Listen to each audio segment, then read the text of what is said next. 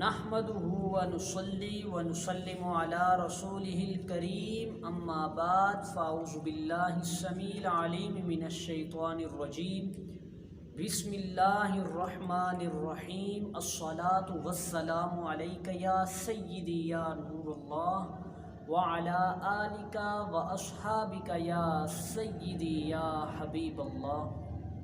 محترم ناظرین و سامعین، اللہ تعالیٰ کی عطا سے آج ہم آپ کے سامنے قرآن مجید برہان رشید کی جو سورۃ البقرہ ہے اس کی 53 آیت، اس کا ترجمہ اور اس کی تفسیر مختصراً آپ کے سامنے پیش کریں گے۔ جو 43 آیت ہے سورۃ البقرہ کی وہ یہ ہے کہ میرے رب نے ارشاد فرمایا، بلکہ حضرت موسیٰ علیہ السلام نے ارشاد فرمایا کہ وَإِذْ قَالَ مُوسَىٰ لِقَوْمِهِ يَا قَوْمِ إِنَّكُمْ ظَلَمْتُمْ أَنفُسَكُمْ بِاتِّخَاذِكُمُ الْعِجْلَ فَتُوبُوا إِلَىٰ بَارِئِكُمْ فَاقْتُلُوا أَنفُسَكُمْ ذَٰلِكُمْ خَيْرٌ لَكُمْ عِندَ بَارِئِكُمْ فَتَابَ عَلَيْكُمْ إِنَّهُ هُوَ التَّوَّابُ الرَّحِيمُ۔ اس کا ترجمہ مختصراً آپ کے سامنے پیش کر دیتے ہیں۔ یہ بنتا ہے اس کا ترجمہ، اور جب موسیٰ علیہ السلام نے فرمایا اپنی قوم سے کہ یا قومی، اے میری قوم، بے شک تم نے اپنی جانوں پر ظلم کیا ہے بسبب کہ تم نے بچڑوں کو معبود بنا لیا، پس تم توبہ کرو تم اپنے پیدا کرنے والے کی طرف۔ یہاں پر الی بارئکم، یہ بارئی یہ خالق کے معنی میں ہے، یعنی اپنے پیدا کرنے والے کی طرف توبہ کرو تم۔ فاقتلوا انفسکم، وہ توبہ کے قتل کرو تم اپنی جانوں کو۔ ذالکم خیر لکم عند بارئکم، یہ تمہارے لیے بہتر ہے تمہارے پیدا کرنے والے کے نزدیک۔ فتاب علیکم، بس اس نے توبہ قبول فرمائی تمہاری، انہو توبہ قبول فرمائی اس نے تمہارے اوپر، انہو التواب الرحیم، بے شک وہ توبہ قبول فرمانے والا مہربان ہے۔ یہ اس کا مختصراً ترجمہ ہے۔ سامعین کرام، جو بنی اسرائیل تھے، بنی اسرائیل چونکہ آپ کے سامنے میں نے پچھلی نشست میں بیان کیا تھا کہ انہوں نے بچھڑے کو معبود بنا لیا تھا، بچھڑے کی انہوں نے عبادت کرنا شروع کر دی تھی۔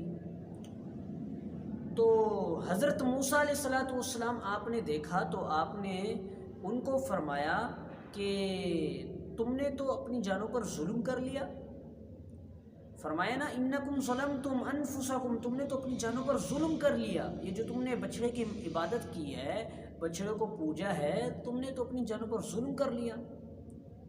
اب حضرت موسیٰ علیہ السلام نے اپنی قوم سے فرمایا کہ تمہاری توبہ کی صورت یہ ہے کہ تم ایک دوسرے کو قتل کرو۔ تمہاری توبہ کی صورت یہ ہے کہ تم ایک دوسرے کو قتل کرو، اور جس نے بچھڑے کی عبادت نہیں کی، جس نے بچھڑے کی پوجا نہیں کی، وہ ان کو قتل کریں گے جنہوں نے بچھڑے کی عبادت کی ہے، جنہوں نے بچھڑے کو پوجا ہے۔ اور جو مجرم ہے، جس نے بچھڑے کی عبادت کی ہے، وہ اس پر راضی ہو جائے، خوشی سے وہ قتل ہو جائے۔ تو بنی اسرائیل جتنے بھی تھے جنہوں نے عبادت کی تھی، وہ سب کے سب راضی ہو گئے۔ صبح سے لے کر شام تک 70 افراد قتل کیے گئے۔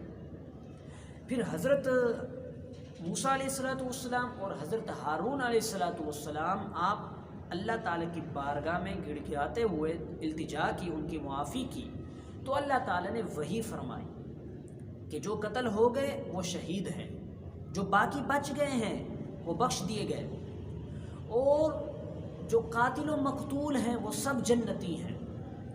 سامعین کرام، یہ جو اللہ تبارک و تعالی نے ہمیں دین محمدی میں پیدا فرمایا ہے، ہمیں حضور علیہ السلام کا پیارا دین عطا فرمایا ہے، اس میں یہ درمیانہ دین ہے، نہ اس میں زیادتی ہے نہ اس میں کمی ہے۔ اور انبیاء کی شریعت میں اگر کسی جگہ پر ناپاکی لگ جاتی تو اس کو پاک کرنے کے لیے اس جگہ کو کاٹنا پڑتا۔ کپڑے پر ناپاکی لگی تو اس کو کسی اور انبیاء کی شریعت میں اس کو کاٹنا پڑتا تھا، لیکن ہماری شریعت کے اندر، حضور علیہ السلام کی شریعت کے اندر اس جگہ کو کاٹا نہیں جاتا، بلکہ اس جگہ کو دھویا جاتا ہے۔ جو دھونے کی مقدار ہے اس کو دھویا جاتا ہے، تب جا کے وہ پاک ہو جاتا ہے۔ تو محترم سامعین کرام، بتانے کا مقصد یہ ہے کہ جو ان کی توبہ کیسے قبول ہونی تھی؟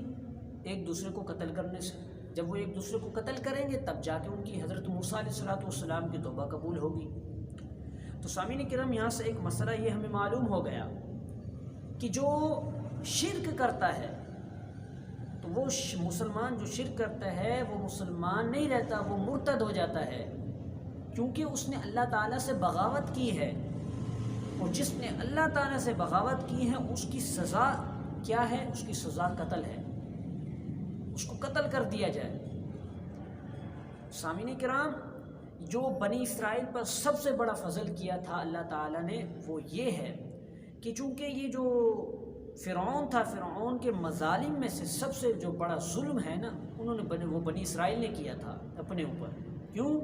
چونکہ فرعون تو چونکہ شروع سے کافر تھا، مسلمان نہیں تھا وہ، اور جو کہ یہ بنی اسرائیل تھے یہ مسلمان تھے۔ انہوں نے یہ مسلمان ہونے کے بعد انہوں نے کفر کو اختیار کر لیا، انہوں نے بہت بڑا ظلم کیا۔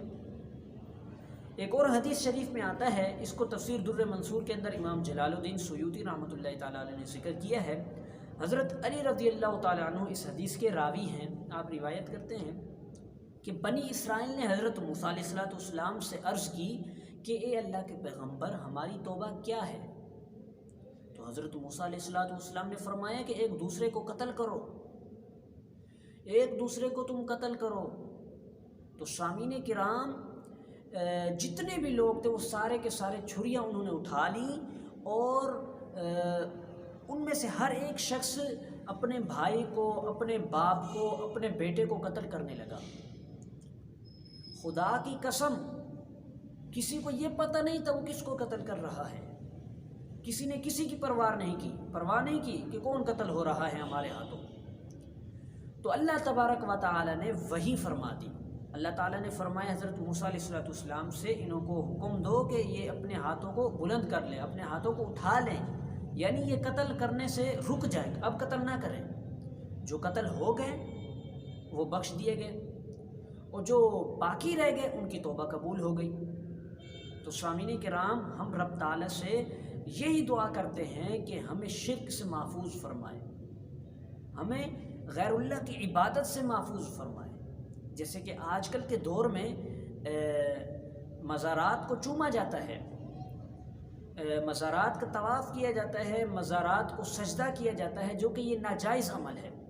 الحمدللہ ثم الحمدللہ، ہمارے امام احمد رضا خان فاضل بریلوی علیہ رحمۃ الرحمن، جو کہ ہمارے سروں کا تاج ہیں، وہ ہمارے امام ہمیں یہ مسئلہ بتا گئے، ہمیں یہ عقیدہ بتا گئے کہ مزارات جو ہیں ان کو سجدہ کرنا حرام ہے، مزارات کو سجدہ کرنا جائز نہیں ہے، اور طواف کرنا بھی جائز نہیں ہے، طواف بھی نہیں کر سکتے۔